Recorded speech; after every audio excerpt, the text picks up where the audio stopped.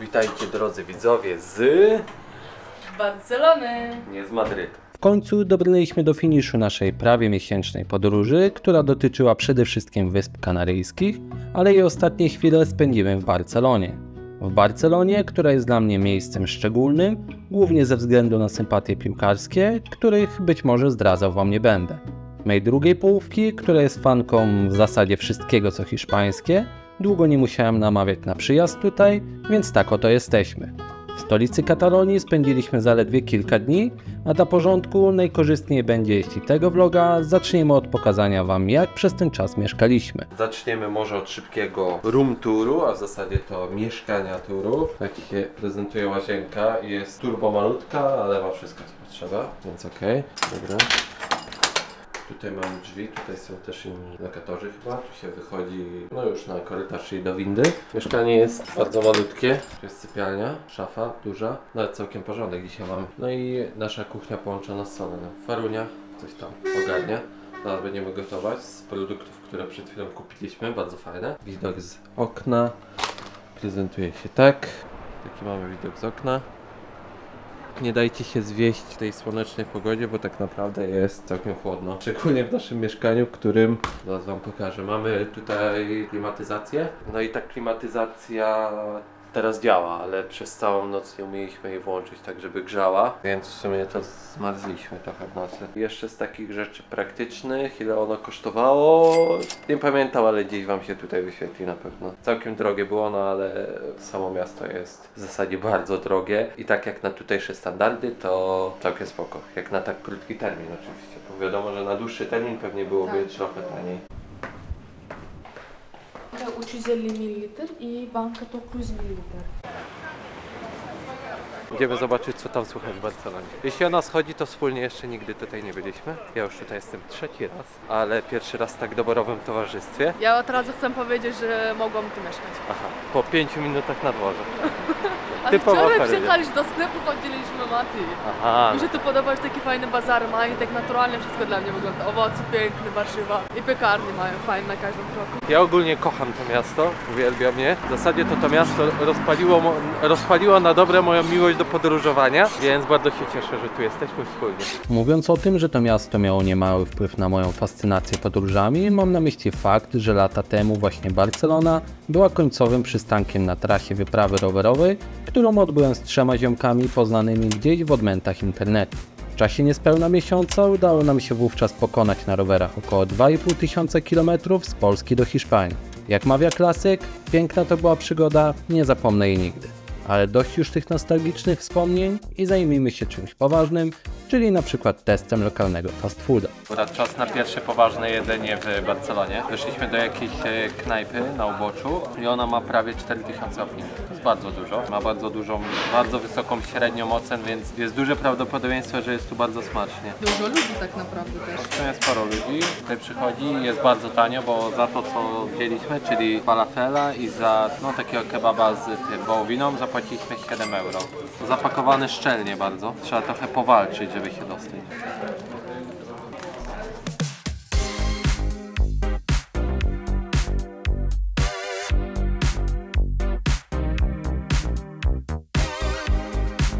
Ja się zakochałam w tym miejscu. Ja przyjeżdżam na miesiąc tu mieszkać. Ale tu przyjeżdżam mieszkać na miesiąc, z tobą czy nie, ale to na pewno, ale z kotem to tak.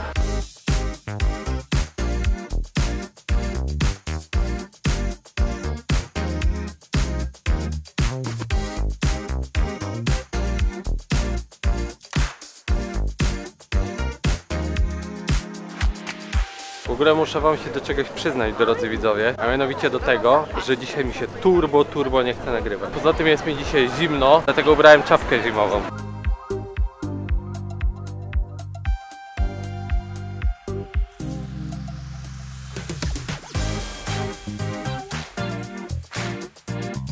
Mam wrażenie, że tak się dobrze czuję tu i tak wiesz. Jednak ta różnorodność, że dużo narodowości jest, to mi się bardzo podoba, może to mi bardziej przekonuje też, nie? Mogłam tu nawet mieszkać, jak już powiedziałam, już mam plan miesiąc tu zamieszkać. Z tobą oczywiście i z kotkiem Rokim. Fajne, latem musi być na pewno to bardzo fajne. No, albo wiosną, nie?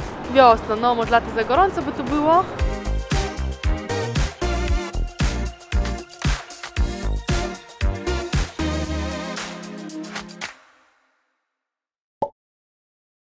Plan na następny dzień był taki, aby zobaczyć z bliska kilka sławnych obiektów zaprojektowanych przez najbardziej znanego katalońskiego architekta Antoniego Gaudiego. Wymarzyliśmy sobie również, aby przetestować barcelońskie metro. Ruszyliśmy do najbliższej stacji, bilety za niecałe 2,5 euro można kupić w automatach. Tak na nasze oko cena niezbyt atrakcyjna, ale jak już wcześniej wspominaliśmy, Barcelona w standardowym wydaniu to raczej drogie miasto. Szybka akcja, kilka przystanków i już jesteśmy na miejscu. Zaczynamy od kultowej budowli, która słynie przede wszystkim z tego, że prawdopodobnie nigdy nie zostanie dokończona. Przyszliśmy do Entrada, to się nazywa. What? Sagrada Familia. Aha, to.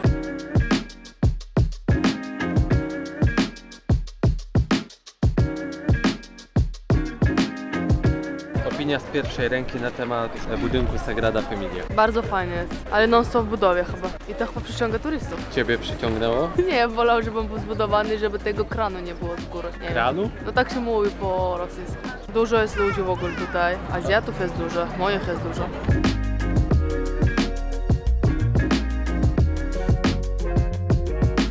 Warunia próbuje różową kolę. Uwaga, uwaga, werdykt. O, bardzo dobry, tylko przez to, że tu chyba jest, ona jest chyba wiśniowa, tak, cherry, wiśniowa jest. I wiesz jak pijesz, jak on co smakuje? Wiśnia wódki taka. Smak alkoholu, ma posmak alkoholu. Czyli dobrze, dla ciebie dobrze, tak? Ja nie jestem taka lubicielka alkoholu. Co to jest? Casa Mila to jest. Wiesz, czyj to projekt? Gaudiego. Ale to jest takie arcydzieło, wiesz? Czyli fajne czy nie fajne? No tam to pierwszy, ten taki familia była, katedra, tak to jest? Ta entrada była fajniejsza, tak? Mati, weź przez ten żart robić. Entrada to jest wyjście, kurde. Tam to pierwsze było fajne, lepsze było. Tak? Z Sagrady Familii, zwanej przez niektórych Entradą, ruszyliśmy do Casy Mila, przez wielu uważanej za najwybitniejsze dzieło Gaudiego. Co całkiem ciekawe, dla samego architekta jedną z głównych motywacji do stworzenia tego projektu była jego opinia, że w mieście ciutkę wieje nudą, bo brakuje w nim interesujących budynków. Kilka chwil spacerem i docieramy do kolejnej konstrukcji autorstwa sławnego Antoniego. Jeśli chodzi o ciekawostkę dotyczącą Casa Batlló, bo tak właśnie nazywa się ta kamienica, to przekaże ją wam równie znamienita co sam Gaudí, Farunia. Jak popatrzycie na balkon, ogólnie na ten fasad, czyli że wnętrze, tak? Czaszki i kości tam są. Jak popatrzycie, te czaszki są elementami balkonu, a kości podpory. Fajne są te budynki, trzeba przyznać. Takie szczególnie fajne dla kogoś, kto się zna na sztuce. Aczkolwiek my idziemy teraz tam, gdzie faktycznie biją nasze serca, czyli na bazar.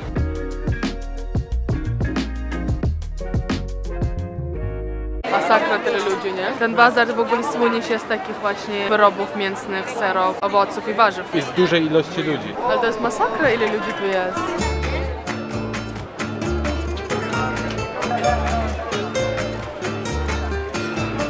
Jesteśmy w takiej restauracji i tu są piękne owoce morza. Ja uwielbiam owoce morza.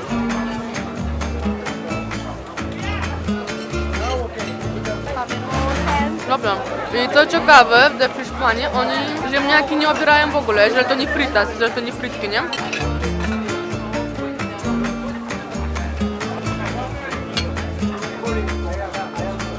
Nie wiem jak to jest, nie mam pojęcia co to jest. Dobre. To dobre, jak ryba. Pierwszy raz to jem, nie umiem to jeść, wiesz? Dobre to jest, tak nie wiem.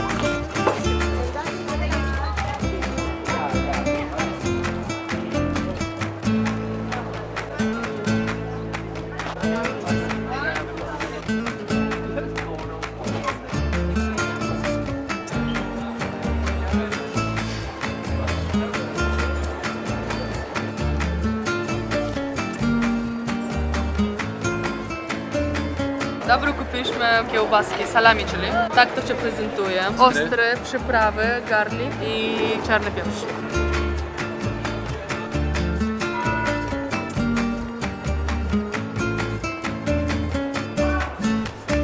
Będę próbować churrosy. W Żabce to bardzo popularne. O, ile czekolady, to za dużo, czekaj, bo na resztę nie zostanie. Dobra. Jedna sztuka kosztuje 1 euro. Pan się uśmiecha, że nagrywasz i ja jem.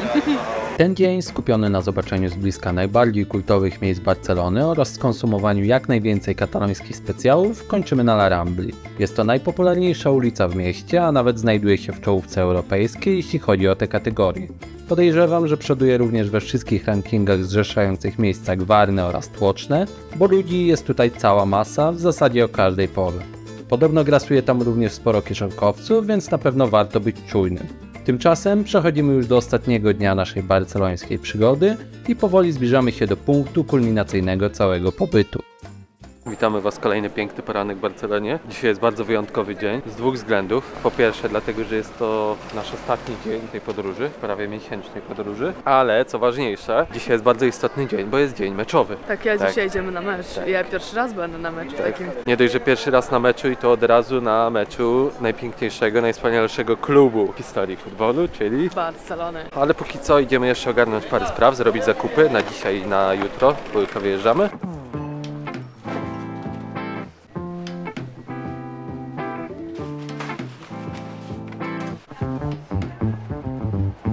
Wiecie, w ogóle byliśmy w piekarni i wybieramy sobie, bo wszystko sklepy zamknięte, w sklepach nie ma nic fajnego, nie? Kupiłam sobie chleb na kanapki, jakieś tam bułeczki i ja mówię pani, że chcemy jednego. Ona 2 i 2. Ja mówię, Mati, ale mieliśmy jeden kupić, a nie 2. Ona potem pokazuje już na rabat, że czegokolwiek kupisz jedno, drugi dostajesz gratis. Ja myślałam tylko na chleb tak działa, bo było pełno tego chlebu gorącego akurat. I potem wybieram taką bułeczkę. Mówi, że to. Ona mówi, że okej, pani bierze o tu, pani bierze jedno, ale dostaje 2. Ja mówię, aha, okej. Zapłaciliśmy 2,5 euro. I dostaliśmy 2 bagietki i 2 takie bułeczki, kiedy każda z nich kosztuje, to samo kosztowało ile? 5 euro mieliśmy zapłacić, tak. A zapłaciliśmy tylko 2,5.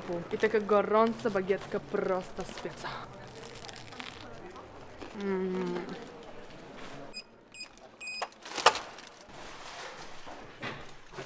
Taka tajemnica, której wielu może być nieświadomych. Porunie jest wielbicielem chleba. Pieczywo ogólnie lubię, bo u nas jest popularne w Uzbekistanie i nie znam osoby chyba z Uzbekistanu, który by nie jadł chleb w ogóle. U nas nawet z makaronem jedzą chleb, z ryżem jedzą chleb, ze wszystkim. Nawet Mati się nauczył w końcu. No nawet ja się nauczyłem. Mati też teraz makarony z chlebem. Ziemniaki z chlebem my jemy, wszystko jemy z chlebem.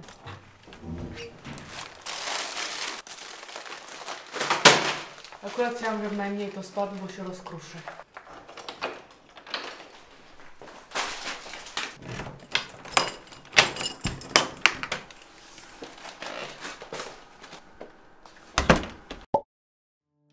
Przyszła pora, żeby wybrać się na mecz. Jest godzina 17:30, za godzinę się zaczyna. W ogóle nie powiedzieliśmy chyba tego wcześniej, ale dzisiaj Barca gra z Getafe. Drużyna z przedmieść Madrytu, taki średniak ligowy, ale grający bardzo nieprzyjemną piłkę i nikomu się nie gra z nimi fajnie, nawet drużyną z czołówki.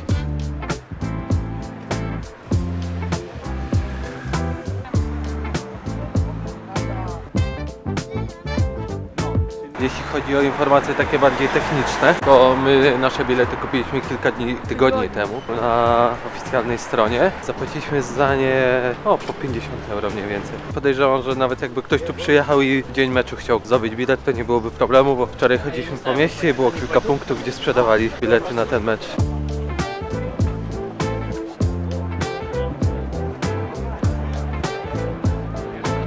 Już widzę, że jest tłumu tutaj i tam już jest ludzi. A to chcesz powiedzieć, że codziennie mecze się odbywają, to codziennie tyle ludzi tu przychodzi? Ale mecze nie są codziennie, mecze są co tydzień, czasami 2 razy w tygodniu. Co 2 razy w tygodniu, tak zawsze jest non-stop ludzi? Dzisiaj jest taki zwykły mecz ligowy, tak? I tak nie będzie aż tak dużo ludzi na stadionie i pod stadionem, w okolicach stadionu, jak na jakimś ważniejszym.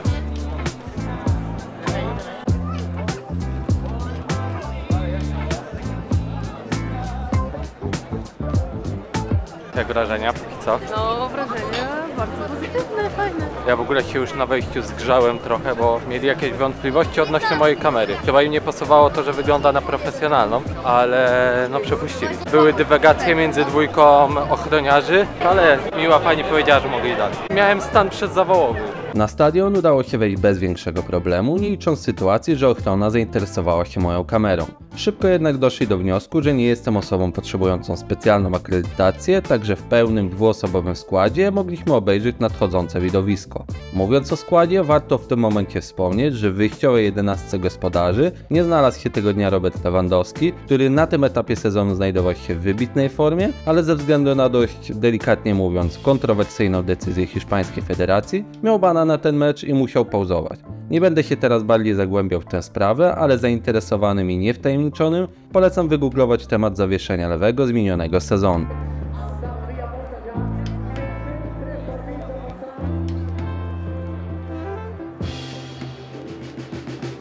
Zaczynamy.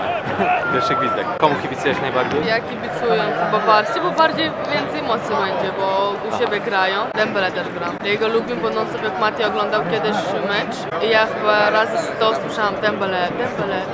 I ja mówię, kurde, kto to jest ten Dembele? 7 numer, nie? A dobrze widzisz ich numery? No średnio, szczerze mówiąc. Chyba mam w ogóle problemy ze wzrokiem, muszę wam powiedzieć. Ale to jest... Ojej. Oni dobrze grają, non stop na ich stronie grają. Tu jest, zobacz jak pusto jest. Oby tak dalej.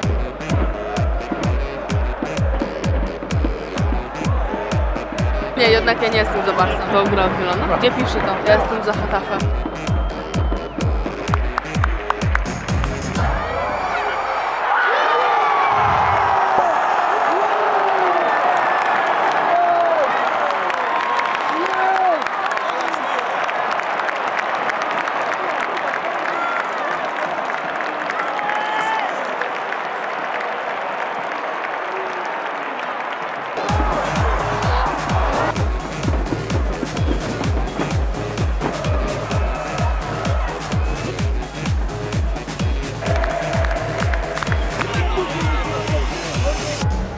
Pytam eksperta wrażenia po pierwszej połowie.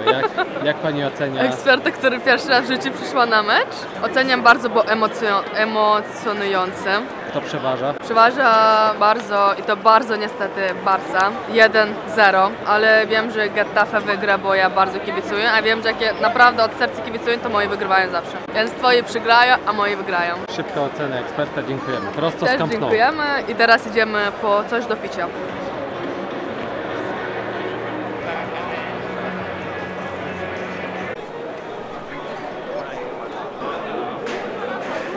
Dobra, jak się prezentują ceny na Camp Nou? Masz tutaj jakieś piwo, cola dają i popcorn. I to kosztuje 13,10. Taki zestaw, tak? Tak. Piwo, popcorn, cola. Tak. Masz na przykład też jakąś taką hot doga i cola, to kosztuje 10 euro.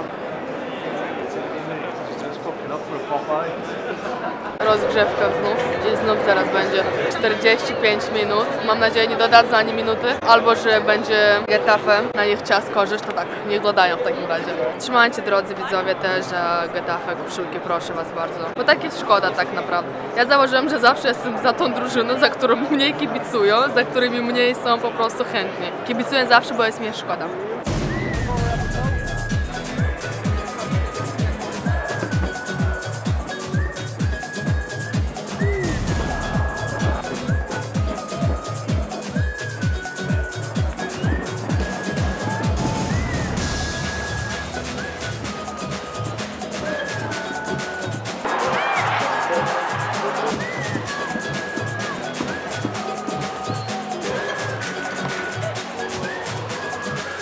Jak wrażenia? Ciężki mecz, nie? Mecz Powiem walki. szczerze, wiesz, ja oczekiwałam czegoś tak innego, czyli że bardziej oczekiwałam takiej emocji, takich po prostu krzyków, jakichś takich, wiesz, a tu tak było na bardzo takim, no cicho było, nie? Bo Camp Nou to jest piknikowy stadion tak zwany, czyli tu Serio? przychodzą takie rodziny z dziećmi, turyści. Okej, no, tacy- nie tylko taki kibicy, nie? Ogólnie to w Hiszpanii większość klubów ma tego typu kibiców. To nie jest Anglia na przykład, nie? Gdzie jest zupełnie inny styl kibicowania. Nie? Ale ciekawe doświadczenie mam nadzieję dla Ciebie. Nie, na pewno jest ciekawe, coś takiego zobaczyłam. Pierwszy raz jestem i jest fajne. Tak oto kończy się nasza prawie miesięczna przygoda w Hiszpanii. Jej ostatni akord, czyli mecz na barcelońskim Camp Nou, nie był najbardziej porywający, bo użyliśmy zaledwie jedną bramkę i dość przeciętną grę, ale nie to było najważniejsze. Podczas całego wyjazdu bawiliśmy się wybornie i bogaci o mnóstwo nowych doświadczeń oraz ze świeżymi głowami i naładowanymi bateriami mogliśmy ruszyć w kolejną podróż na wschód, której relacjonowanie zaczynamy już w kolejnym odcinku. Także bądźcie z nami za 2 tygodnie, bo w nowym sezonie czeka na Was mnóstwo pasjonujących historii. Jeśli drogi widzu nie będziesz oglądał kolejnego filmu, to zamykamy kanał.